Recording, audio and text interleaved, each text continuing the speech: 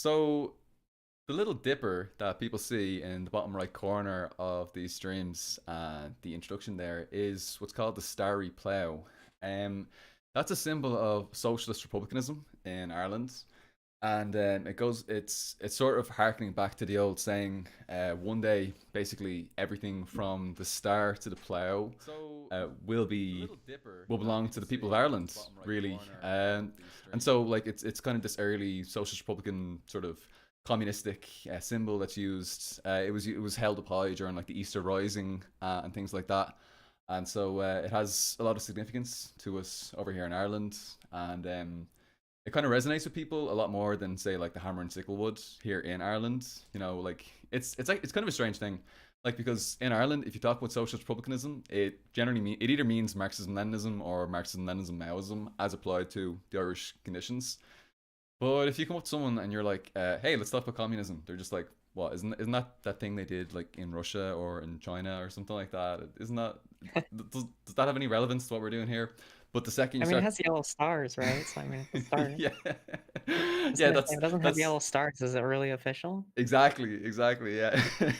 So that's how we sort of connected to the larger movements, and it usually works well because the second you start talking about like James Connolly and the Starry Plough and republicanism and socialist republicanism, like everybody's super excited and super pumped up about it.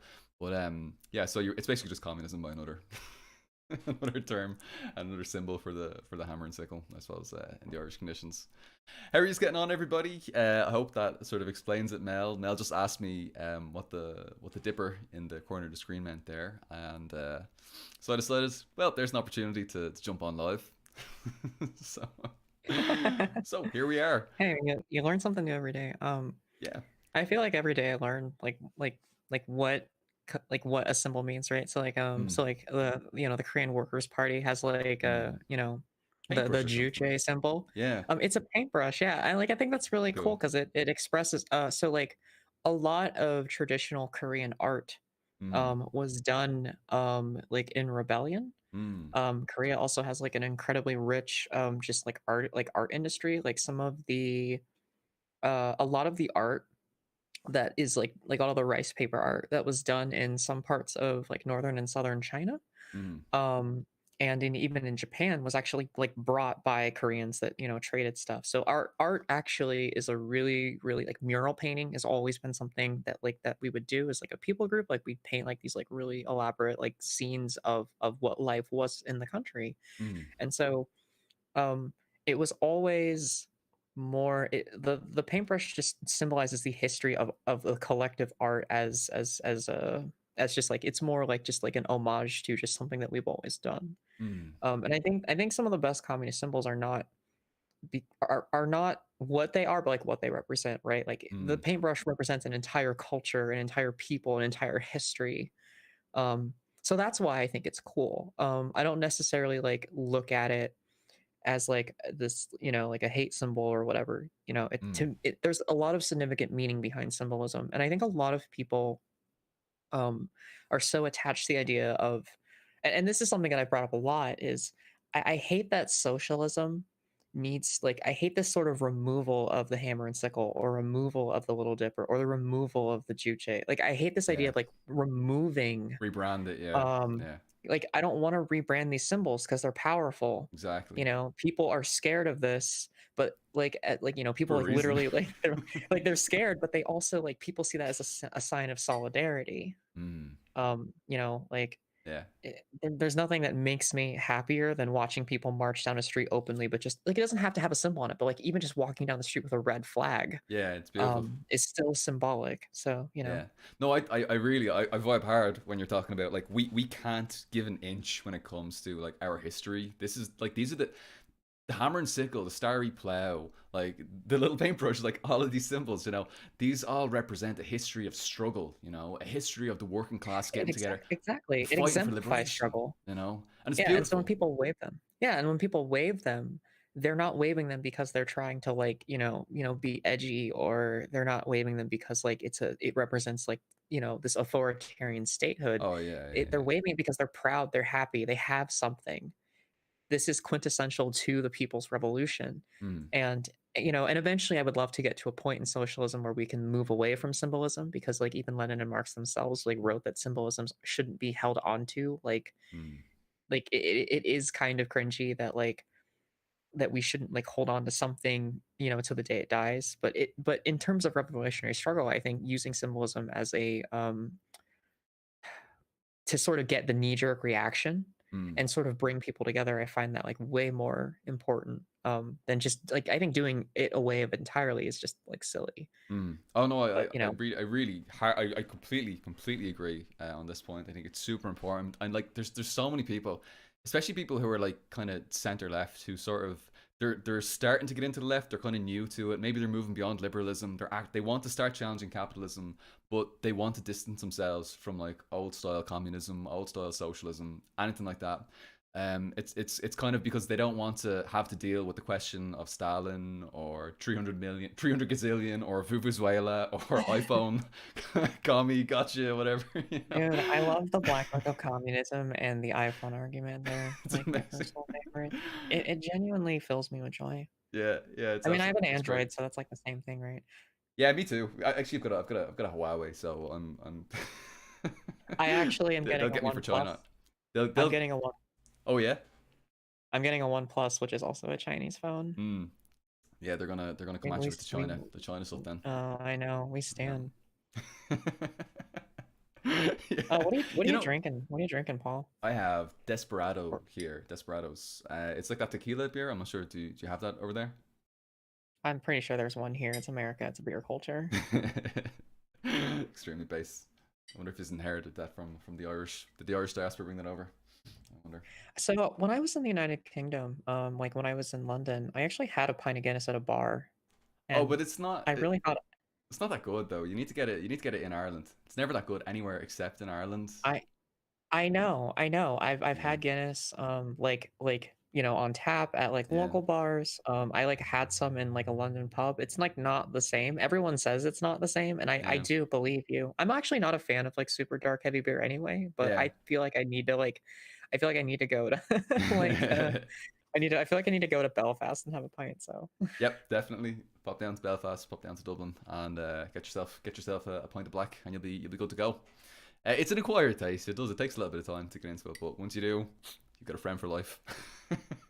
What are you drinking there? I mean, it's the pint of black in Belfast, right? Yeah, this is it exactly. What are you drinking there? I got to do the tradition. This is basically this is from the state of Iowa. Mm, I have a bunch of beers from the Midwest. So like one is from Colorado. I have one from Illinois. This one is just a hard cider. mm, That's just from the state of Iowa. There's like a really nice. big independent beer industry like within Middle America. That's pretty robust. There's a lot of real cool stuff out here. I'm a big Mm, craft beer drinker.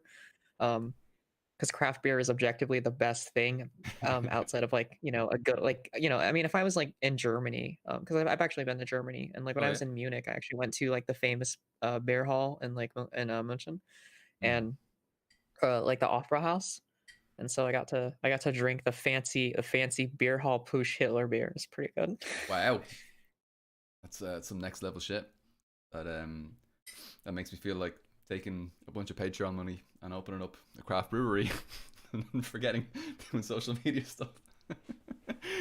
You know Did what, you I hear about wanted to that? make a pros I wanted to make a Pros. pros of I wanted to make a pros the round table joke every like what's funny though, like MLs are You're such a weird good. like we are such a weird bunch of people. So like um I like I'm like personal friends like with Comrade Natalie. Really? And Oh yeah. shit. Um yeah, and she actually is dating a couple friends of mine. Um and ironic, and so here's the thing. I heard I also know Claire Sorrenti. Um Ah, yeah. controversial figure, we all know, it's fine. Um she was actually my ex-girlfriend. Mm. So, and I remember when I applied to the PSL, before I made the decision to not join the PSL. This was before all the controversy, obviously. Oh yeah, Which is funny yeah. because one of my interviewers was actually knew one of the people that was involved. So, I've been distancing Jesus. myself from that conversation. Good So call. anyway, this Good is call. what's really like I Yeah. feel like it's funny because like I'm not super deep into like organizing because I haven't had a chance to because of COVID and Mm. because of where I live. Like there's just not a lot of like Marxist support. But I am like oddly 6 degrees separated from like everybody. It's Hmm. kind of funny how like I kind of know everyone. Hmm. Um, so I'm always curious, like, how did you like hear about me? Like, I'm curious because like I seem to just know all the You're big friends with people. everybody. You're friends with everybody. Who you Like are? true Or on you or me? you are you're friends with like everybody. Like and like Okay. you seem to be like everywhere as well, like all over kind of like left wing social media space, like left wing Twitter and everything. I remember like a couple of years ago and Dude, stuff. I actually noted. I actually started getting my tweets have been reposted on Left Book. Really, that's Yeah, you've made it. I'm like in meme pages. Dude, it is. I never expected any of this. Let's Like actually honestly, wait why don't we zoom back a little bit? Let's just zoom out a little bit, I should say, because we've kind of like jumped in like halfway through a conversation for the people in the chat, and I think I actually what I want to ask is how how you got to this, like how you came to be on Left Book, and how you came to be like here like with me oh right fuck, now how did I talking. get here? Yeah, but like I Okay. think maybe we can like maybe we can sort of actually do like an introduction before that, just maybe for people in the chat who don't know you. Maybe now's a chance to actually do like a proper, slightly more formal introduction.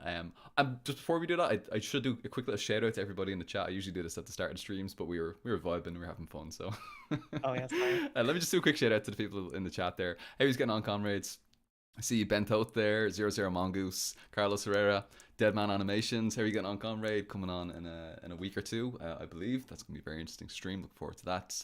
Anthony Catan, The Engelsist, Jessidiah, Novar Mac, The Falcon General, Anthony Catan, Ian Harris, Seamus McMeldin. I'm probably pronouncing that incorrectly. And I shouldn't be because that's actually an Irish name. But anyway, yeah. Jolie Harry's getting on, comrades. I hope you're all doing well today. We have a fantastic guest with us. We have Mel from Twitter. Chaos is Mel. Everybody seems to know her. I don't know how, but we all do. Jesus, I hate my life so much. Well, we're gonna find out how. That's the thing. We're gonna find out now, and that brings us right back to it. So, comrade, would you like to introduce yourself to everybody in the chat? Maybe give people a little bit of your background, because I think you've got a pretty interesting background. In terms of like your diaspora background. We kind of alluded to it a little bit earlier on, maybe.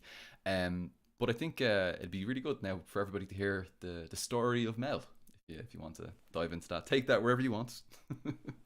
I guess I'll be brief. There's just so many things to talk about.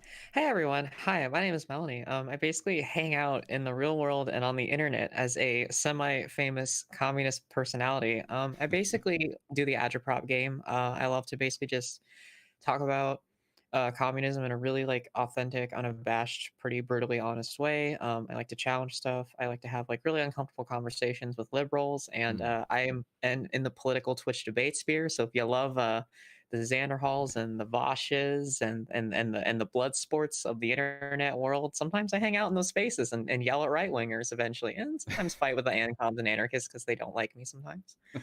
But You're in that space though. Like you seem to you pass through the lib left space. We can say like you're in I think I contact with was a one lot of of the them, which is I feel interesting. like I was one of the I feel like I was one of the few people to make it, right? Because I always feel that like a lot of people like never make it, I guess. Because Mm. like I don't know, like just a lot of MLs see that space as kind of like silly.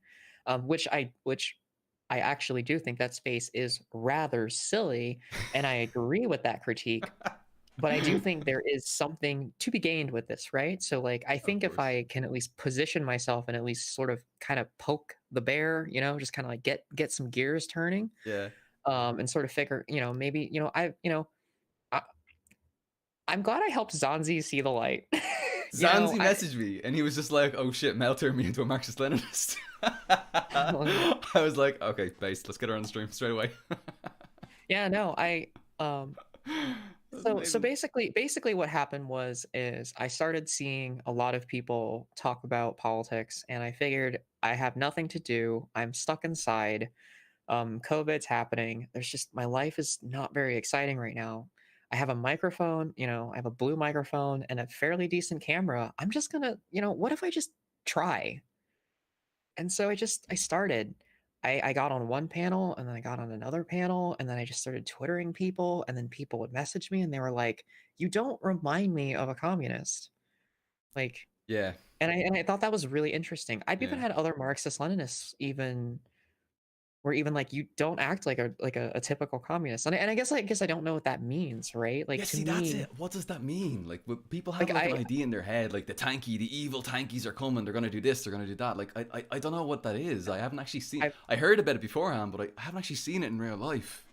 yeah, I've always asked what these like what a tanky is or like who these people are, and they're just like, well, someone that stands authoritarianism. Like, well, what is your definition of Yeah, authoritarianism, right? Like, because like authoritarianism can exist like in any country. It doesn't have to necessarily be like yeah, of Stalin. It doesn't have to be course, yeah. Hitler. It doesn't have to be I just and so I just slowly started building like a community of people that follow me. Like, I just started going places, and I don't really know like I don't like stream officially. Like I don't have like an official platform.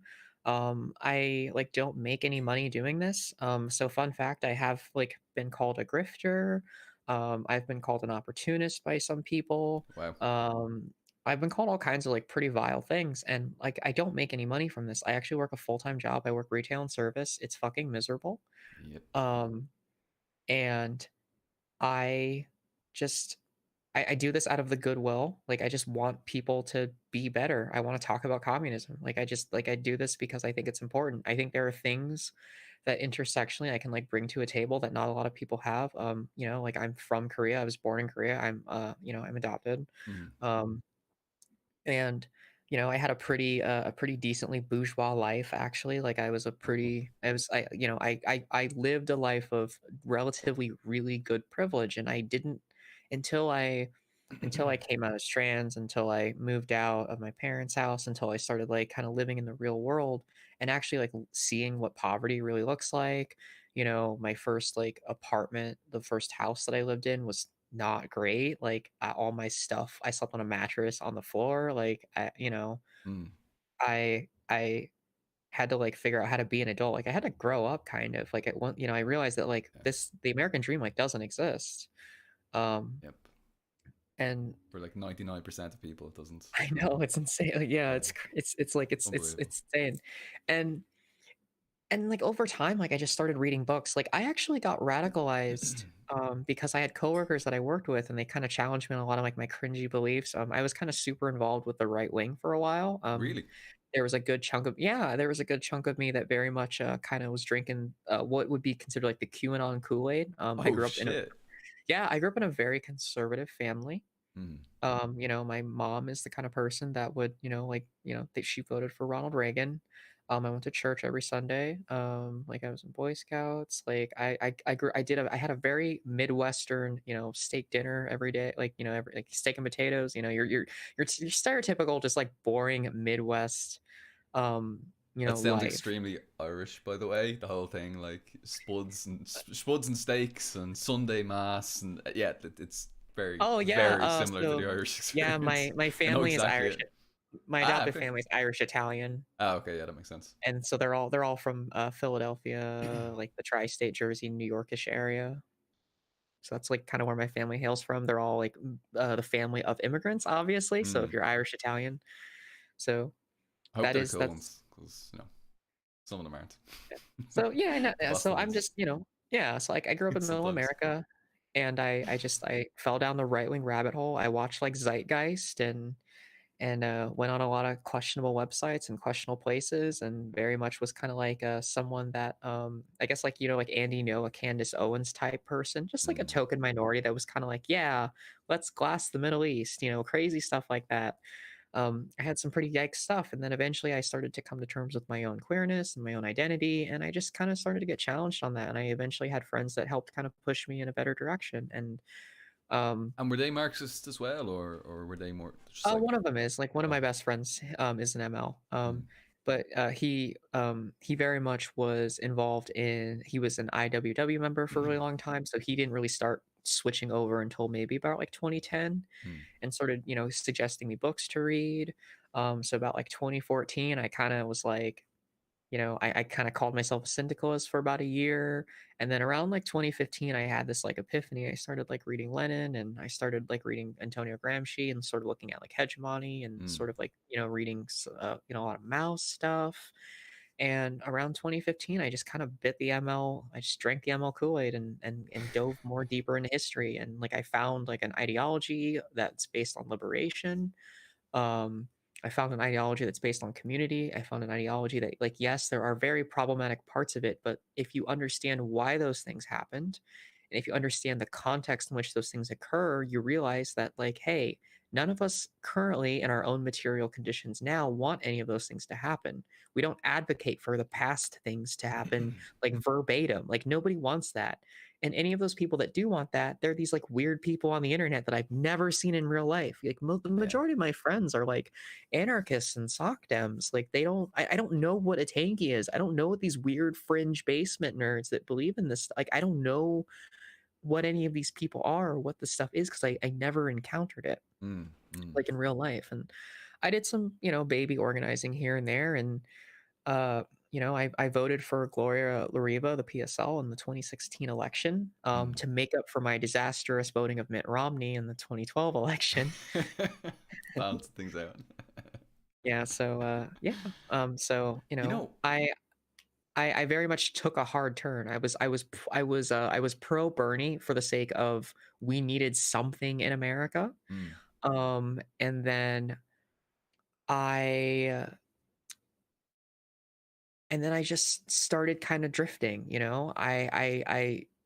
I just started moving more and more left, and the more I read, the more I saw things, the more I looked at the world. I was like, this is like, this is just communism. Like it's not spoopy, it's not scary. We just mm, have to talk about it. And so I don't know. I saw people, that were like former right wing folks talking about, moving away from the alt right. I saw a lot of people talking about things like post Bernie, and so you know, I just I just got inspired. I don't know.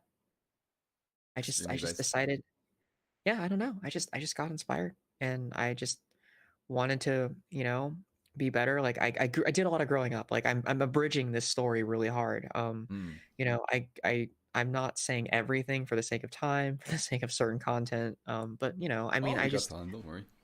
uh it, self growth is like really important, and I noticed that like as I've moved on, like I've grown up a lot of stuff.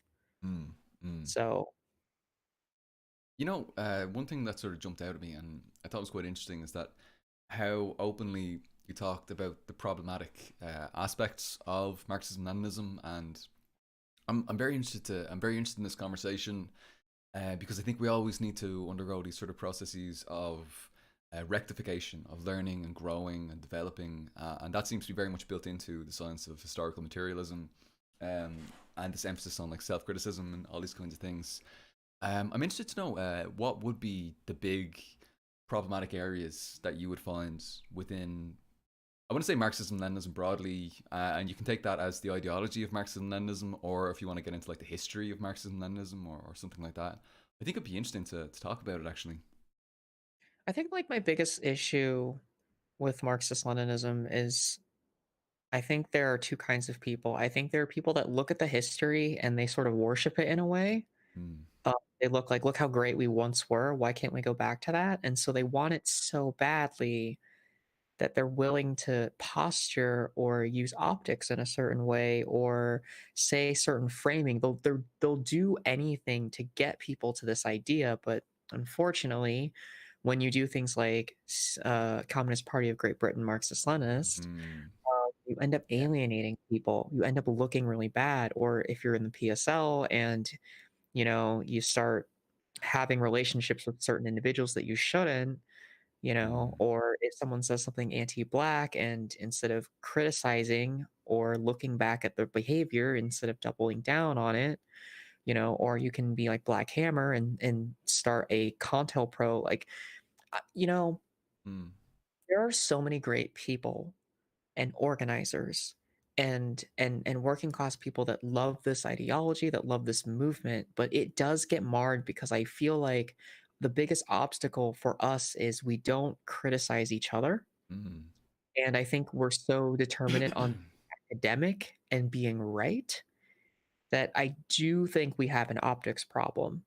And I'm not trying to say that that's bad, Mm. But I do think that we as a movement fail in a way that and I think we fail mainly in the West. I could say I can't really say to Vietnam, I can't really say to Marxist Leninist movements in India, in Mm. Spain, and other countries because that's a completely different animal. But I will say in the West, we're just really bad at this. And I don't know if it's because I Yeah. don't know if it's because of individualism. I don't know if it's because of chauvinism. I don't know if it's because of internalized queer phobia and traditionalism and the aspects of colonialism within the New World and Turtle Island. I'm not really quite sure where it all comes from, but there's a lot of learning to do. And I've Mm. noticed this especially with like BreadTube and the Bosch, that group of, the sock dems. There Oh, seems to be basic this conversation. idea. Yeah, so there seems to be this idea to me that like if these people can't even self-crit themselves, we need to make sure we are critiquing ourselves even harder. Mm. Because at the end of the day, we have to support each other. I think a lot of MLs like they get too caught up in the academic jargon, Mm. they get too caught up in semantics when most people don't care about the aesthetics of communism. They just want help. And so my approach has always been if you see somebody that is mad at their boss or mad at their job or mad at their wife or mad at something, ask them, hey, like, like, what could I do to help you? Take somebody out to a bar and just let them vent. And then if they say something that strikes you that you can bring up socialism or communism or Marxism in a way that is tangible, then bring it up. I mean, you just kind of have to pick your moment. I think a Mm. lot of people want to just like they want someone to like I think we hook the fish and then we pull way too early. Yeah. Like we'll go on Oh this yeah. really intense conversation and this person will listen to everything that they say and go, you know what, everything you said was right. And then they go, well, that's communism, baby. And they're like, oh, Uh you, oh. you can't do that. You Until you gotta say the word. really. Yeah. And I'm not trying to say that, and no, that is a result of McCarthyism, that is a result of the Red Scare, but also you can't always just do that. Mm. Sometimes you really have to work at it. Like most of the people that I've helped radicalize or push in a direction, it took months, it took years, it took just suggesting a book. There are so many things that I needed to like get to because not everyone, some people have to unpack things. If you tell someone that imperialism is bad and that everything is inherently neo-colonialism in some way, that person might get frustrated because what if they genuinely believe this? How are they, like you can't just expect someone living in a Western first world country to just all of a sudden start going vegan, start, using recycled materials more, start, shopping at a local place instead of corporations, or, you can't expect people to make these life changes on a dime. You have to sort of just Yeah. get people to the content, get people to the idea before you can, it's the whole you can't push the cart before the horse. Like, and I think a lot of MLs and a lot of leftists fail that. I think we get so excited to find people that get us, Mm. and we're so quick to want to get people into this fold, but like we need to de-radicalize people, we need to decolonize people, we need to educate people first. Because if you don't even have those basic frameworks of sort of moving the goalpost of oppression away from the individuals that are perpetuating the behaviors and to institutions that sort of put people in those places, you can't even begin to talk about structuralism. Mm. It's sort of like when we look at this from a philosophical way of like the superstructure and the base. You can't talk about the superstructure if no one has a base. Like if no one knows the history of communism or even what it is in the abstract, then the idea of like Medicare for all or the idea of universal coverage or the idea of like a socialist sounding idea, it sounds cool on paper. Mm. But if there's no material way for someone to see it, then they're not going to want to be like, they're not going to want it. Um, and I do Mm. think the individualism aspect plays highly into this. Like, I do think that like we as humans need to be a little bit more kind. So like if you call yourself a communist or a socialist or a Marxist, I think in general you just need to be kind. Like if someone is struggling, like I will openly try and help people whether they're Trump supporters or whether they're bigots. I really hate the lib idea of like not helping somebody because, they voted for Trump. Like that's kind of Yeah. fucked up. Like I get it. So I don't like those people either, but like what if they voted for Trump because they thought if Trump gets reelected, they'll get a stimulus check. Mm. Mm. You know? That's such a good Y- point. Yeah. Like we like I, really we need to be the best. We need to be like be the best we can possibly be. We need to be like really right. kind and cool and like I feel like it's kind of a strange. It's almost like fucking. I sort of feel like I'm sort of like edging or verging into almost like Jordan Peterson 12 rules for life kind of shit right here. But I do feel like sometimes like communists and socialists almost need kind of like behavioral training to a certain extent where like they sort of unlearn a lot of that bullshit liberally individualistic kind of nonsense where you're just like blaming individuals for being hoodwinked by the right wing media, you know, because that's what you're doing. You're like, oh, you voted for Trump, you immoral piece of shit, and it's like, well, no, they were hoodwinked. They were hoodwinked. There's a whole system like this is how hegemony works. Mm, That's I meant to mean, feed them back into it, you know. So this is like it's the solidarity personal is so responsibility important. thing, you know. Yeah. And like solidarity is like super important. Like I don't know, like I very much my whole prerogative is I always tell people like I am concerned about like so Lenin one of Lenin's like things that he always talked about was the Overton window. So that's my personal goal. My personal goal is to push the Overton window. So if you are slightly left of center, what can I do to help you get more left in whatever way that you need? If you are already left of that, how can I get you into the ML world? Like what can convince you that like tanky is not scary and that communism is fucking cool for kids, right? You know? And I think because I think because I do this sort of like I do communism in like kind of a silly way. I'm also like not a traditional person that you think would be a communist, right? Like I'm very openly trans. I'm very openly a queer person. I'm Mm. also like of color. I'm from a colonized country. Um, you know, I post dumb thirst traps on my goddamn Twitter because it's funny. Like you know what I mean? Like I openly do things Yeah. that are not what regular people do because I think you have to like I'm gonna say this, and I hate this, but I'm gonna say it anyway. There's a lot of Marxist Leninists that are kind of sticks in the mud. Yeah. Come on, man. Yeah. You gotta laugh a little Line bit. up, chill, have Like, some you fun. just like, dude, yeah, I know. And I'm not like, Come get look, I drunk understand. on The Paul's thing, stream. well, the thing is like okay, so like I'm gonna be honest though, like the revolution is like a serious thing. You can't get fucked up Like during the revolution. You can't be having it's weed truly brownies and shit. serious, Yeah. you know. But like at the same time, like you gotta laugh a little, Yeah. you know. You gotta like, you know, you just you got to understand that like you gotta have a little bit of life, you know. It's okay if you like want to play like okay, cyberpunk is like one of the most problematic fucking things to ever exist in the world, but Don't by spoil it god for I'm me, by the having way. I won't, I know, I'm just but I'm having so much fun fucking playing it, you know. That's what Yeah. I mean, Yeah. you know. Like I just feel like a lot of parties and a lot of people just want either Marxism to be just like a bunch of working class people just suddenly doing the thing, doing the hard R, or they Mm. want a bunch of like petite bourgeois academics that are supposed to somehow lead them, like you know, like like the org has to be led by you know cis white men with PhDs that have studied you know dialectical materialism as their thesis statement. I hate both of those groups of people. You can't just you can't just get working class folks to just do a hard R because they don't even know they don't know what to do because Yeah. that's not how human beings function. And you also can't expect a select group of elites to do your work for you because Mm. that's what got us here in the mess in the first place. Can I And ask? so Can I on that specific point? Do you see any issues with like the traditional Marxist-Leninist vanguard party framework? Does that sort of feed into some of the issues that you would have taken no, with? No.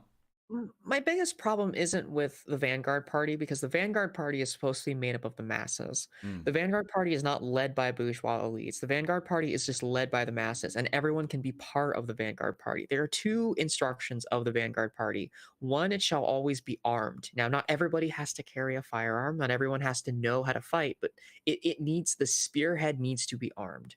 So the first part of the Vanguard Party should always be a bunch of people that know how to defend themselves and know how to protect people because Mm. you need to securely Okay. defend your community. Community defense is number one. The second tier of the vanguard is you need to tie everything together with the common man. You have to form the mass line.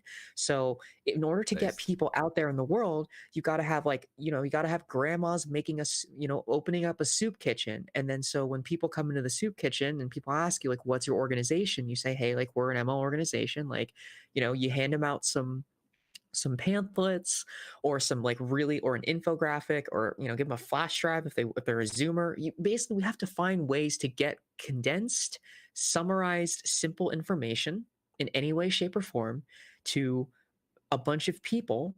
Hopefully they will read it, but not like a newspaper. I'm so tired of newspapers. Just find, like, it doesn't have to be a goddamn newspaper, you trots. Just like Ah, look, anti-Trotsky gang. I We needed it. We needed it after Tuesday. I just want people to basically form, like you need to just talk to people. If you see someone, like the mass line is like what people need. So like you just ask people, Mm, what do you guys 100%. need? And then if the majority of this community needs clean water, you make your objective for this community clean water and you do not budge a single inch on that issue. Mm, Like you go to the city council, you do a protest, you illegally, pump water from another town if you have to earn territorial power. You do absolutely anything in your power to disrupt the system while using those systems as well. extremely That is based. that is that is what you do to co-opt the bourgeoisie structure. It's not just taking it over, but it's using it to advance your group, your territorial gain, your idea. It also builds solidarity because what if you start, when you go into that town to siphon water, legally from somebody because they need water and they ask you why, you say, hey, like this water company is unfairly cutting off water to a poorer community. And hopefully that community, if you work hard enough in the agitprop, and if you work hard enough in your outreach, they eventually could become sympathetic, and then Mm, that sympathy grows and it becomes a mass line, and then it becomes a mass movement, and then it becomes a revolution led by the people. It's not complicated stuff. So my issue isn't with the vanguard. mm. Now if we want to talk about democratic centralism and the politburo, my issue with demcent is not that it's bad on paper, and not that it's bad in practice. It's that Demcent traditionally and unfortunately um, has mainly been a system that if there is a unfair hierarchy or power vacuum, that vacuum doesn't get alleviated depending on who this is. Well, So like, can I like say just on that sure. particular note? I think it's very interesting because you talked about the mass line there. One of the things that I think is important to hammer home is that mass line was always intended to be something that's used between the party and the masses, but also within the party. Like this is it exactly. Like there's a dialectical relationship between the rank and file and your central committees as well. So if you're not doing that within the party, then you're gonna have And all the these kinds of parties. problems. Yeah, Yeah, within the party structure. if right, if your mass line, if your politburo, if your central committee is not reflective of the mass line, and if the politburo isn't willing to listen or relinquish power Mm, or change hands when the mass line or when the people are upset, yeah, as we've seen in other ML orgs like the Canadian yeah, Communist that's Party, right. like in the PSL, then Mm, your party doesn't work. yeah, that's And right. I think a lot of it is because some of these parties now, okay, so let's take the Canadian Communist Party and the CPUSA and the PSL. Mm, So traditionally, these parties have predominantly have been led by, unfortunately, cis white men mm, or cis white women or just, people that are more traditional. mm, And so if they haven't unlearned that cultural hegemony, and you are a marginalized person and you say, hey, like I'm trans, like what are you doing for us? And they just kind of go, like we're all for the people. It mm, feels kind of dismissive. yeah. That's why there are so many like sister ML orgs because that are dominated by people of color. Um, or a lot of times, unfortunately, in the CPUSA's case, the people of color are generally louder than the other people and don't get listened to. And so splits happen. Mm, We saw this with the WPP with Leslie Feinberg, of the writer of Stone Butch Blues, and a lot of other feminist and Marxist critique writing about like queer theory. So like most modern queer theory goes back to about three people: Leslie Feinberg, Audre Lorde, and I believe I'm missing somebody else. And um, a lot of those voices are like definitely kind of elevated post a lot of the splits. And I'm not trying to say that like these orgs are necessarily bad. I'm not blaming the PSL and I'm not blaming the CPUSA. I'm not blaming the orgs itself, but like individual orgs and individual people can totally ruin or change how an entire movement is done. And I Yeah. find that incredibly antithetical to what masses need. Yeah. Because most people just want material support and they want their leadership to reflect that material support. And so my issue is if your Politburo or your central committee is not fulfilling those needs, then you need to seriously reevaluate all of your shit. Like 100%. and Yeah. and I and I and I and I feel that like that's such an alien concept for people. And I think a Mm. lot of it has to deal with whiteness. I think a lot of it has to deal with the hegemony that is in Turtle Island. A lot of Western ML orgs are pretty shitty at listening to, like disenfranchised people. They have track records. Mm. Like like I can name countless individuals over history that have left all three organizations and formed different ones or new ones because of these splits.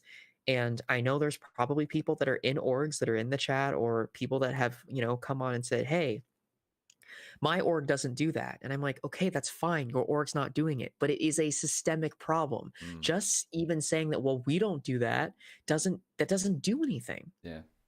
That doesn't change the fact that it's happening. Yeah. You It's know. also dismissive of victims. It's also dismissive to the problem because I'm not here to criticize Demcent Mm. or the Vanguard or the Politburo. I'm here to criticize the individuals. I do the same thing when I criticize like Vosh and Sanderhall. I'm not criticizing the movement of social democrats. I'm not criticizing the ideologies. I'm criticizing the individuals that are using it and embracing opportunism because they feel that they need to get something out of it and it's not reflective of the common people. Mm. That's my big issue. Mm. And I know that sounds like an individualistic reductive argument, but like we have to hold people accountable. That's not individualistic reduction. That's Yeah. that's I just think that's there just could being a be. fucking human. Oh no, no, I totally get you. Like there probably could be like some people who just say that that's like an individualist take or whatever like that. But no, it's a fact that there are certain people in certain organizations who maybe set things on the wrong path and kind of fuck things up for a lot of people, and that happens all the time. I'm not gonna get into it too There's much so many here, but dedicated it's people that leave their orgs because they find out that someone was a sex pest or someone exactly, abused yeah, their power. Like I actually went on huge a problem in Carl's Ireland. I went on a Carl Zaw podcast because I witnessed a really big news personality. I don't know if you know about who Tom Fowley is. Mm-mm, no. Oh, well, they were a China watcher. They were a white China watcher, Mm. and they were respected by a lot of people. And they ended up getting Oh yes, I do remember this person. Yeah, yeah, yeah. Sorry, yeah, yeah, yeah. he sent I me do some remember. pretty dumb DMs. Jesus. Yeah, I got them, and so I basically just ignored them, and Yeah. it's like, okay, fine. And then I found out that he went after like a 17-year-old girl. Fuck's sake. And then I reached out to Carl Zaw, and then Carl Zaw put him on blast. Grown fucking man, by the way. Like not just some not like a Yeah, 20-year-old who's kind of yeah. just still figuring shit And out there were and kind of people fucking that him up, defended but him. There were people that defended Fowley. Like, this is what I'm talking about. yeah. I like when people tell me that I'm being create when people tell me that these things are not systemic and they don't happen, it happens in orgs. It happens with people. Yeah. Yeah. Like I witnessed this. I talked to the victim that came forward and I talked to Carl about it. Mm. I think it's a pot there's definitely what is his podcast again? It's like Silk. Yeah, I know the one you're talking about, but I don't know the name of it right now. There's definitely an episode. It's on Spotify or Mm. some streaming site or whatever. Look it up. I don't know where it is, but I'm definitely on it and I did talk about it.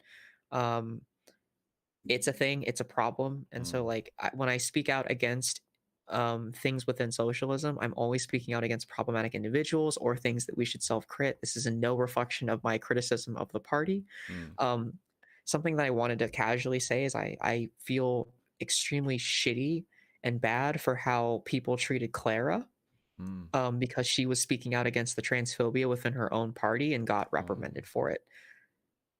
Like, this is yeah. what I'm saying. Like, if you come forward and say, "Hey, you're not listening to people that are marginalized," like I actually know people within the CPC, and they definitely use Clara as a token. Mm. Mm. And like we all know who Clara Sorrenti is. If you're even like within the babiest of ML circles, you know who she is. Yeah, of course. The point is, this is not a drama stream. I'm not trying to get too deep in the drama, but what I'm trying to say is these things are fucking terrible. Mm. They're bad. They're not good. And we have to openly criticize them, and we have to be aware that nothing is perfect. Like, Mm. this is what self-crit is for. Yeah. And so I try to be, I don't know, like, as honest as possible. Like, I genuinely try. Like, that's Mm. why I do the things that I do, because I care. Like, I genuinely care. Mm.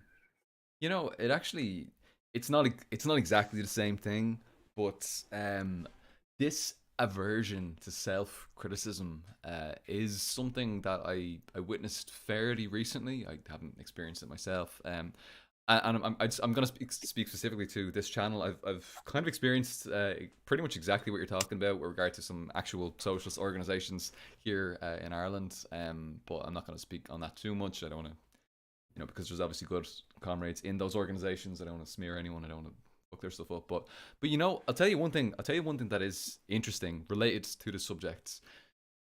Anytime when it comes to sort of listening to people who are oppressed and have these very difficult experiences, especially on the left, within left-wing circles, within communist parties, socialist parties, organizations, and so on and so forth, it's not happening the way it needs to happen. Um, I did a stream quite recently. I did a stream where young Simba came on a couple of weeks ago, maybe 3 or 4 weeks ago at this Big stage. fan. Young Simba is just fucking chef's kiss, perfect. I adore young Simba so You know much. what? It's so fun. Like, I honestly feel weird when I do things like this, because I'm like, oh God, I know everybody. Good, but you know who I'm I can talking say about then, and you know how it's fucking great. based young Simba is. But the thing is, like, young Simba and I were talking about Settlers, right? And obviously The Settlers, book. yeah, the book Settlers, Yeah, and yeah, obviously yeah, yeah. The Settlers, book's great. yeah, I need to it's read it again. there's a lot of, well, the thing is, there are issues with it. There are issues with it. There's Oh boy, and the yeah. I thing don't want is, to. yeah, we could dive into them or whatever. But the thing is, like, people will take one issue, one problem, like one out of context quote about William Z. Foster or something like that, and they'll throw away the entire book. And not only will they do that, they'll just say, I don't really care about this and forget about it. No, they'll launch into a full scale fucking attack. I would recommend that anybody who wants to see an example of this kind of shutting down of any kind of dissenting voices from oppressed people within left wing spaces, go ahead and check out that stream I did with Young Simba and turn on the live chat and watch it throughout the stream and just watch the bitterness, just how fucking angry so many people were getting at that conversation for even happening, just for happening. And I will say, by the way, the stream that we did, it wasn't like everything in this book is 100% correct. We actually had a full section dedicated to like criticisms. Like we went through all the criticisms of, we talked about Right. various criticisms and some things that were incorrect and some things that were ambiguous and we didn't really know what to make of the points that they were saying. And we all sort of expressed concern and about maybe some third worldist implications coming from it, and we were kind of like, well, I'm not 100% sure about that. And so, like, it wasn't just like we were saying, oh, this is amazing, everybody needs to just like take this on and, like, I don't know, assimilate this into their own organizing, like 100% uncritically. Not at Right. all. But people I were think just, everyone needs to read it, right? they need to Like fucking read it. People who hadn't I, read it were going crazy about it. It was yeah, wild. I love Antonio Gramsci. Mm. Like, Gramsci is like one of my favorite. Um, okay, I have to say one thing. Mm. Hi, Melody, I love you. Oh, Oh, Mel! Oh, amazing! The world to win. How are you getting on, oh, comrade? Yeah, the other Mel, the other ML Mel will be coming on. Probably. I think it's either in January or February. I can't remember. I think it's January. Actually, I've got our comrade scheduled in for. How are you my getting on? one of my favorite people in this whole world. She knows that. Yeah, she's badass. Love her. I love her to pieces. Yeah, yeah, yeah, yeah. Something I really wanted to point out is I went on a stream. I don't know if you know who like Lumi Roo is, but I don't know. They're a non-binary. They're a non-binary streamer. They talk about feminism Mm, and just things of that. They're like more of a sock dem. mm, Um, they're really nice. Love them a lot. And every time I go on there and I talk about race mm, and queerness, I get a lot of pushback. Me and a non-binary black person mm, went on and talked about problems with race within just like in it just within the trans community. mm, And so many people, like a lot of white people, like a lot of white queer folks and white trans people, just the comments, like just they couldn't come to terms with the fact that so many of the things that they indulge in within the queer culture has been appropriated, stolen, profited off of, exploited at the expense of black and brown queer folks within Turtle Island. Like entire like history is erased. mm. Most of queer history is oral because whenever we had records of it, it was destroyed, it was burned, or it was just discarded. And the culture that took its place was the liberalized version of queerness that we see like with liberals, the pride parade, the Yeah. push for gay Rainbow marriage, but not the capitalism. push, yeah, rainbow capitalism. Yeah. And so when I rail against rainbow capitalism and when I rail against these things, I get so much pushback. People think, oh, well, so you just hate other trans people. I'm like, no, Mm, but like you're forgetting your own history. You're forgetting the people that gave it to you. You're forgetting the people that literally died, the people that were exploited, the people that still don't are not given the same recognition today, you know. mm, And I think the reason why I came to the platforms and I think the reason why I say the things that I do is because I very much experience everything through the lens of a brown trans person. Something that I think everyone should hear, and I've been saying this way more, is if you're white or if you're cis or white passing or cis passing and you have privilege, you need to be able to have a conversation with somebody, shut up, listen, and if you hear something that makes you uncomfortable or gives you like a knee-jerk reaction, you need to do your damnedest to not say something back or have that knee-jerk reaction. mm, Because there's a lot of things that you probably have never thought of as being bad or good or needing to be examined because you live in a state of privilege that you can't really get out of. mm, If you're trans and you're white, yes, I'm not being a class reductionist or erasing your transness. Obviously, I understand that. The problem is if you focus on your transness as the thing that makes you different and not and don't acknowledge that someone who is trans and black or brown is never going to have the same amounts of privileges or access to care and resources that you will, it's probably in your best interest to realize that if you barely have access to care, that these people have almost nothing unless they are incredibly lucky. powerful. Fucking hell, that was great. And I I I I really appreciate that because I'm not like very like eloquent or I'm not as well versed on this particular subject. But yeah, that was a really really solid and convincing point. So thank you for that. I want people to I want people with privilege, I want people and this made me think of something. So like when Hakeem was challenging Vosh on what it's like to be Iraq or Yeah, to be Iraqi in that was Iraq. intense. Yeah. This is something that I want to say. The reason why I got so angry at this exchange wasn't because Vosh mischaracterized Hakeem and because he didn't understand what Hakeem was saying, was the fact that the statement of basically saying that Hakeem has no right to talk about American politics because he doesn't live in America. Mm. But the problem is America lives everywhere. His country was Yeah. bombed and invaded, and an entire civil war and millions of people displaced because of misinformation and the fear of things happening. Like his, if anyone, Hakeem has more right to talk about the United States than almost anybody right now. Yeah. His country despite it being now look, I'm not a fan of Saddam. I'm not a fan of his version of pan-Arabism. Mm, I'm not a fan of his version of Baathism. I don't in a theoretical sense, I don't think that Arab communism or Arab nationalism or Baathism is inherently bad, but that's a very complicated subject, and I don't want to dive down that rabbit hole. But mm, I will say something. As terrible as Saddam was, killing him and destabilizing a country does nothing. yep. Muammar Gaddafi, yes, he was a pretty cool dude in the early years, but then he made a lot of questionable decisions.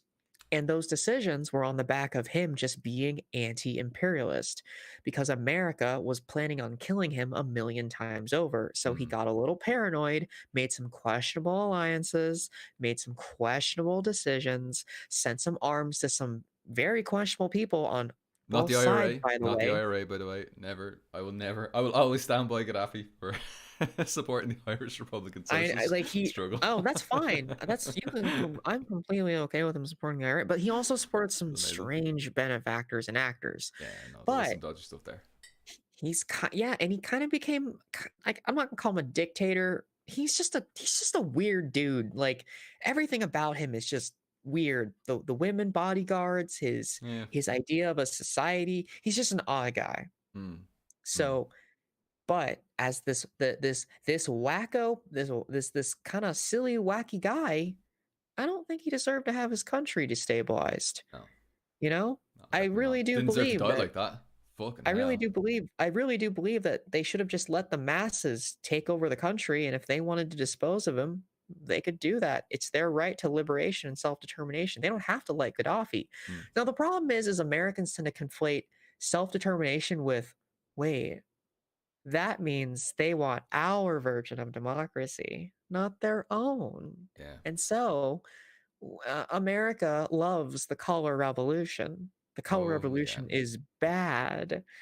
And so that's something else that I think we need to be aware of is a lot of MLs just okay, this has always bothered me, but what pisses me off more than anything is when random MLs just go, "I support Assad." And I'm like, "Stop. Mm, You know that this is a dumb thing to say." And they say it anyway. The point is like, I'm not a fan of Assad. He's a little kooky and he's mm, doing some questionable things, but he has every right to kick the SDF and people stealing oil from his country mm, out of his country. That is his right. That is the Syrian people's right. But at the same time, him accepting support from, the fascist Russian state is also very questionable. mm, The problem is a lot of these geopolitical quagmires that have happened because the United States just sucks at doing everything. I mean, the fact that America has an empire is kind of embarrassing because these are the people that tried to assassinate Castro like 1,000 times and could never do it. Also, the same country that tried to assassinate Hitler at least 30 times and just couldn't do it. America is just a goofy, bad mess, but boy, we're really good at doing a lot of things. mm. Uh-oh. Uh-oh. This is where Vosh comes in and says that American imperialism is better than Chinese imperialism. We're good at doing Yeah, yeah, no, like, and so like I said, I'm not like I that. said, this isn't me trying to rail at Bosch or rail at any people in particular. I look at this as I look at this as a cultural hegemonic problem. How communists and also, like your average Marxist Leninist communist and also your average stock dem or average American, like they can take a historical event and just kind of run with it and not realize that I mean, guys, everything's a little bit more complicated, you know? Like Mm, things are not simple. And this happens so much. And so my main message that I always try to get out to people is like, guys, we just got to listen. Got to explain the nuance. Got to have history. If we're going to hyperbolically say Assad is good, we have to be able to like actually like reasonably say, you know, there's actually some nuance to this. You can't just go out and say like a hyperbole or a spicy thing get a to own the libs and then like not have anything to back it up other than you just like this person. We do have our own problem within our own communities as Marxists, Leninists, and communists with idol worship.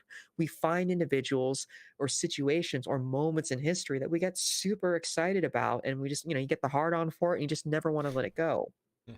We need to start meeting Yeah. people in the middle because libs and the average apolitical Andy on the internet or in real life, they don't give a fuck about Bashar al-Assad. Mm. Like the Syrian people's liberation means nothing to a working class plumber who's 34 living in Flint, Michigan. I like as much as I want Americans to be educated on geopolitics, most of them just don't give a shit because they're too busy trying to put food on their table. Mm. And I get it. Like I understand the brand recognition. I understand the spiciness. I understand setting us apart from everybody else. I get it. But at the same time, like, we're not in a position to criticize ML states or even other states that are democratic if us can't fix the problems in our own states. I think it's a waste of time to argue on the internet, is China socialist or not, when you can't even go outside and hand someone $10 so they can eat the next day. I look more respectfully on individuals that are willing to put in the work in their home countries than sit there and whine over and over and over again about post-left conversations about China. I don't care about that shit. Like, those conversations dominate so much of our discourse. Mm. And I think there's a difference between picking a side and standing individuals, historical events, and people Mm. than actually like helping people, you know? And like the thing is like not everyone in China is part of the CPC. Not everyone in Cuba is part of the CPC. Hell, there's a Democratic Socialist Party in the DPRK's Politburo. Mm. It has 26 members and they have 2 seats. Now, are they like do they have power? Not really. They get to advocate for their side and they get to say cool stuff. Sure, they're not the head of sure they're not like in charge of central committee because that is the because that's the that's the Workers' Party of Korea, Mm. but that doesn't change the fact that people still have voices.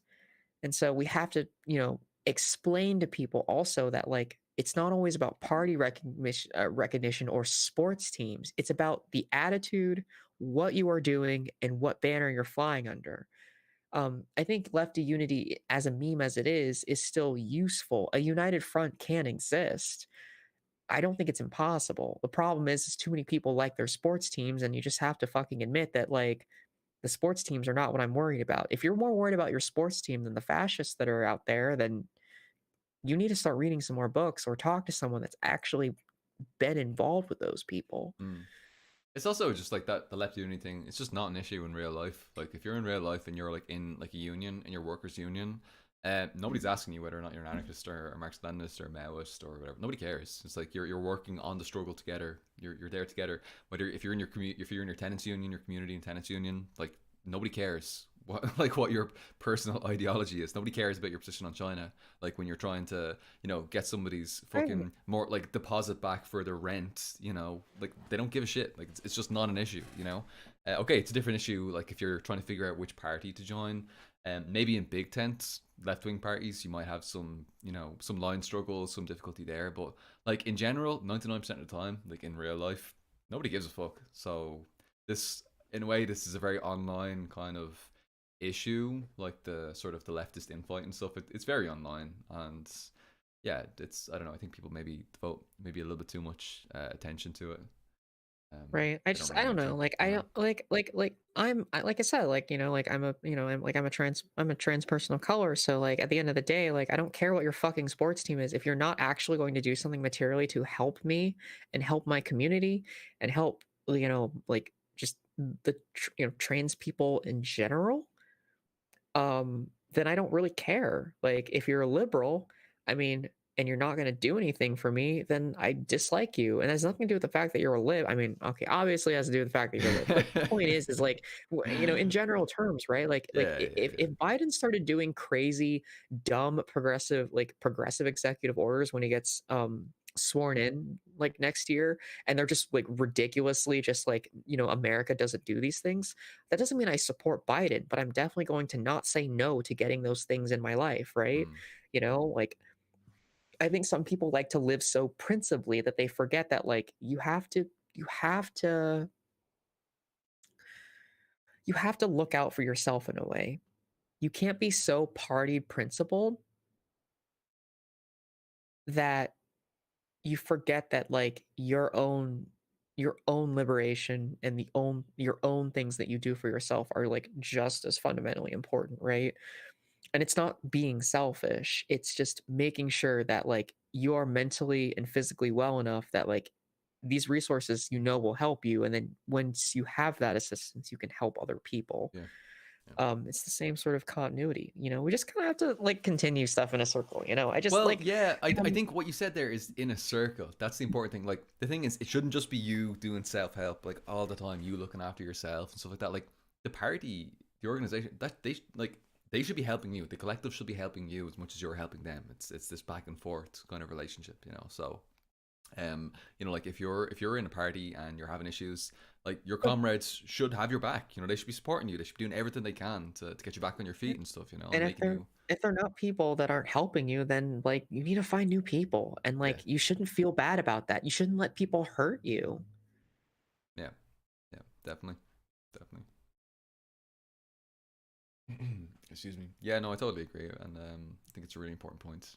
Really important point. Don't be afraid to find a better tribe, for want of a better Yeah. term. You know. Is there anything like you want to ask or anything fun or anything silly? I'm Yeah. just curious. Well, I mean, there's just been you've talked with so many interesting subjects there and interesting topics, but I know I but kind of rambled everywhere. no, I'm it was sorry. amazing. There was just like so many truth bombs just like dropped throughout that, and I really do appreciate it. So thanks very much for all of that. But uh, I try my best. successfully. Well, but the thing, I'm keeping an eye on the time because in 20 minutes, Ugopnik is starting his first ever stream. And by the way, for people in the chats, please, please, please, please do go ahead and check out Ugopnik's stream. He's celebrating getting 10,000 subscribers on YouTube. I think it's about 12,500 or something like that now. So you'll find the link to that in the chat. If you look at the top of the chat, you'll see a little blue comment. Just click on that, and it'll give you a link. Set a reminder. As soon as the stream's over, he's going to be starting over there. So go ahead and check that out. So yeah, but we've got about 20 minutes left. One thing I did want to do was maybe to address some of the questions that were raised in the chat here by our audience, by the viewers and stuff like that. So I Yeah, think cool. If anyone wants to say anything, yeah. I'll Well, try and give a I've short. definitely there's been a couple of questions, particularly pertaining to like just the average American like working person. So I think these are more geared towards you. But I've taken down two of them here so far. The first one, and I'm sorry because this was asked probably like an hour ago. So Jessidiah asked this about an hour ago. I'm sorry it's taken so long, but we were vibing, having a few beers. That was on a roll. What can I say? It was going well. So Jessidiah asked, Paul, does Mel have any tips for building solidarity in the States with people who are so oppressed or misinformed on socialism and communism? American chauvinism is so indoctrinated in us. So, any tips for reaching the people who've been indoctrinated into the McCarthyist, anti-communist, usual nonsense? I think the most number one is to listen to them, right? Like even if you yourself are an oppressed person, like more oppressed than them, Hmm. I think being that bigger person and making the space for them. It doesn't mean when you make the space you have to compromise on your beliefs, or if you agree with them makes you a bad person. But a lot of these people are in a lot of traumatic pain and they just need somebody to listen to them. Hmm. A lot of these people are angry and they don't know what to be angry about. And when I mean listen, I mean really listen. They're going to say some yikes things. They're going to say some stuff that's going to make you have that knee jerk reaction. And you have to be the bigger person. Um, Yeah, Absolutely. Like you like have to be the bigger person and just and humble yourself for 5 minutes to not get angry and do the man or woman splain or person splain them, Hmm. why they're wrong, and don't call them insults.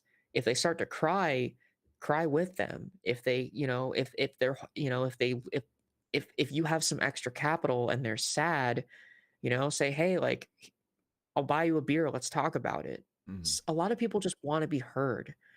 That's why Americans protest and are angry and yell the way they do. Our culture is so representative of our anger and our frustration. And I just think we don't, in general, do enough listening. Like Vosh didn't listen to Hakeem. And I don't, because Hakeem felt like he was rejected, he didn't want to listen to Vosh. Hmm. I think there's something to be made here. There was a video done through Griffith, and who's armchair historian, and Luna, who is also uh non-compete's partner. Um, Love Luna. so Luna Oy did some video responses to him, to armchair historian, and they were actually really interesting. So my biggest takeaway is they were critical of each other, but they didn't insult each other. They acknowledged when somebody was right.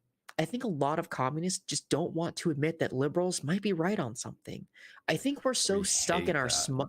we are We no, hate like it. we're so I know, but like we're so stuck in our smugness. There's this joke that I always make that Karl Marx makes you the smartest person in the world, but also makes you the dumbest. As in, everything is fucked and everything is bad, but then it also makes you ignorant to how really difficult it is to have these conversations. Mm, Like it's really frustrating because like you want to educate somebody, but you also don't want to be angry at people. You mm, want to have your cake and eat it too, and sometimes you have to realize that you can't. You know, mm. I've actually have gotten along more with Trump supporters in like, middle nowhere America than I had with liberals that lived in a cosmopolitan city, Oh yeah. because there's Yeah. a weird kind of solidarity with oppression that you really only truly experience with working class tradesmen. Mm, Something that I think is really important that I want to tell you about unions is the reason why unionism doesn't work in America is because the majority of the trade unions are Republicans, because they view those jobs as the last bastion of freedom. And then liberals come in and say, hey, all of that freedom that you've been doing in this factory for 80 years, well, now you're going to code. That doesn't work. You have to meet people where they are. So if those Trump supporters don't like unions because the Democrats' version of a union is just making them change jobs, unionize those people the right way. Like Blair Mountain shit, like getting terribly cringe problematic people to slowly start moving towards socialism. I just These are little things. Like I said, it's just the little things you can do. It's about compassion, it's about listening, it's about always figuring out what things are making people like, and then once you hear all these material concerns, you can go to your org and say, "Hey, what if we do a fundraiser for this teachers union? What if we, help them, buy stuff for their classroom so their kids don't feel like they're stressed?" The more you help people and put it under the banner of communism, the more people become sympathetic. Like that's how you win people over. You just make socialism fucking nice. Now you can still be angry and you can still fight Nazis and yell at libs. You can do all of these things, but I feel like we nice. are more aggressive and more pragmatic and more kind of, we stick our noses more than we are humble and kind and compassionate. And I just think we need to do more of that. And I don't think that it doesn't make you less of a communist. It doesn't make you less of a revolutionary. It doesn't make you like less pragmatic. It doesn't make you a bitch baby. Just like fucking eat some goddamn humble pie. Listen to some fucking Kendrick Lamar and smoke a bowl and vibe with somebody. Like fuck, dude, it's not Dazed. hard. Be a fucking human being, dog. Like I don't know what else to tell you. Like Fuck people yeah. make this shit way more complicated than it needs to be. Mm, The state of Blair Mountain happened in West Virginia, by the way. mm. It was called the Oh yeah, Battle this of Blair question. Yeah. Mountain. Yeah. Sorry, like every time I get Q&As, they're like super lengthy because I just get really into this thing where I'm like, I just want to help people be, just want to fucking help people be better at this shit. Based. Actually, on that particular point that you just made about wanting to help people get better and shit, and also related to the question that you just answered, Fatima Abid asked Paul Marin, can we discuss some ways that we can get the average American worker educated about geopolitics effectively? That's probably one of the hardest questions. Like I still don't know how to do that. Mm, Um so I think a lot of it has to deal with teaching history. So I would start with history. So like when someone wonders why how we got here, I think it's important to slowly start talking about history. So like for example, like everything is so okay. So Marx came out with a system that basically tells you everything is problematic, and so you have one or two options with this newfound knowledge.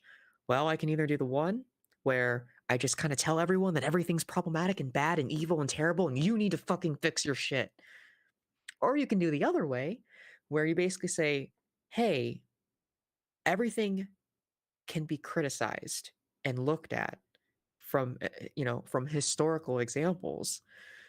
So like if you take redlining, so someone asks you, well, why is redlining racist? Well, you read up on the history of redlining and you find digestible ways to explain it. And you say, hey, like mm, redlining is the result of, the removal and moving of blacks from certain housing blocks to make way for white people so they could live in the city and also migrate to the suburbs. It was a way of containing blackness to specific areas of town to keep them socially, economically viable for exploitative measures while also keeping them poor so they couldn't move to the suburbs to be with the white population, which is segregation. mm. Again, it's just reinforcing segregation from slave codes. But the thing is like you have to be able to say that in a digestible way because most people learn about slave codes in high school in America. Most people know the basis of slavery. It's like explaining somebody why is the 13th Amendment still essentially slavery and racist. Well, you just have to just read a little history, you know? And if you find a part of history that makes you passionate, find a way to make it simplified because not everyone's going to know your knowledge base. So you have to meet people in the middle. If this Trump supporter person doesn't understand racism, sort of take a really simple story or a really simple analogy and just kind of say, hey, like, this is kind of why X, Y, and Z is the way it is. But don't do, you have to be, and like I said, that's not the best advice. It's very open ended, but I'm always a big believer in try and break stuff down to the simplest as possible, even if it sounds a little ridiculous and a little dumb sounding. It's okay. It's your first and foremost job as a socialist is to be a teacher, is to educate. Now, I'm not saying you need to get 100%. a Yeah. teaching degree, but you just need to educate people. And Yeah. sometimes you have to do it slowly. I finally got my coworker after 2.5 years to finally get class consciousness and like the Based. basic like line of intersectionality. It took so long. Like, not everybody gets this. Mm, Some people, when they hear a historical talking point about socialism, their brain just shuts off because they're like, oh, this shit was boring. I learned about it in high school. So make it yeah. fun. If you're frustrated with why people aren't listening, self-crit yourself. Go like, what information am I saying? Am I being Mm, too brash? Am I calling this guy a liberal the whole time? Am I being aggressive? Like, what am I doing? I think a lot of people just think that their knowledge base is so galaxy brained that they can't humble themselves. Again, I will hammer this home every single time. Self crit, self crit, self crit. Always learn and grow. Learn to know that you're not always right. Learn to know that you can make mistakes. All of these things are like super fucking important. absolutely. Really, really good take. Thank you so much. It takes a long time. You gotta have some difficult conversations, but yeah, give it that time and space, and just think of it as planting seeds. Is the way I always say. The way I would say to do it is, you're planting seeds, and at some point they will grow into a flower, but it's not gonna happen straight away. It's Yeah, and it's like not gonna happen. you can't just drop a history fact and expect someone to accept that fact. You No, have to of explain the course. context of why that fact exists. Yeah, yeah. Because if you tell people that the 13th Amendment is slavery, their knee-jerk reaction is going to be, "But we took away, but slavery was abolished in 1865. How Mm, could that possibly be?" And then you get into a shouting argument because this person just gets unhinged because they're mm, like, "I'm not racist. My yeah, best friend is black." You have to start slow. yeah, absolutely. You can't be all gas, no brakes all the time. You have to, sow the oats every once in a while. You gotta take it back, you 100%. know? You gotta be okay with not getting all of your points out. You gotta be okay with not, getting this person on board right away. And Mm, you can't get discouraged if people think that you're not the best at explaining. Not everyone's good at this. mm. But also, you might feel like you're not good at this either at the start, but you'll get better as well. The way I always like to think of it is failing forward. You're always failing forward. You're always learning from your mistakes. I have And no idea what the fuck I'm doing, Paul. I've been doing this for like almost a year and a half none of us now, do. and I have no like whenever I see comments where people are like everything that Mel says is great, I'm just like, I don't know what the fuck I'm doing. I know, like I'm not trying to I'm Just not like trying to be spinning a like wheel and seeing what yeah, I reaction kind comes of from just it. well, yeah, like I kind of just I kind of speak halfly through my lived experience of being an oppressed colonized person, and I speak Mm, half from like just what I've seen, and like I want to help people just be better at socialism. mm, I'm not trying to live by a brand of socialism. I'm not trying to live like the ML way is the only way. I'm just critiquing kind of everybody. I just want mm, everyone to be better in some way, mm, you know? mm. Because we all have room to grow. I don't like cancel culture. I don't like telling Yeah, me people neither. they're bad. I don't like censoring people. I don't like saying you can't say this word, but I feel like there needs to be a level of mindfulness that we're missing. And so, Mm. I'm also just like super into spirituality.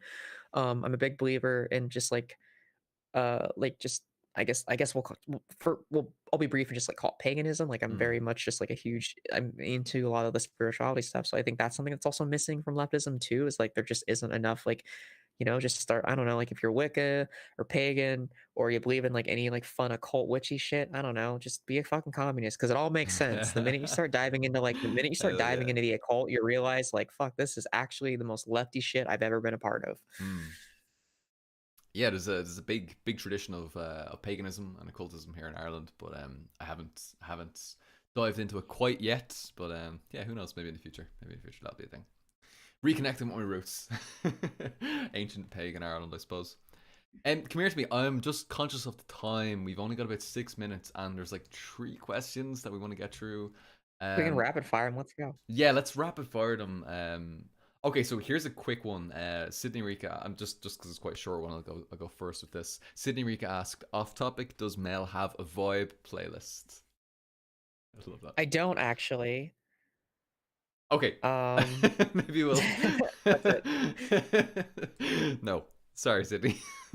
I listen to a lot of punk music. So, Based. if you like punk music, so like stuff from, so like my okay, I'll be as fast as possible. So my Twitter tag, my display name, and my Twitter handle are both plays on two bands. One group is a band called Neutral Milk Hotel. They're an independent folk rock band from Louisiana. They have a really abrasively strange album called "In the Airplane Over the Sea," which is one of the greatest indie rock albums of all time. 10 out of 10, perfect album. It is a cult band. I love Neutral Milk Hotel. I actually saw them live on one of the very few shows they've done.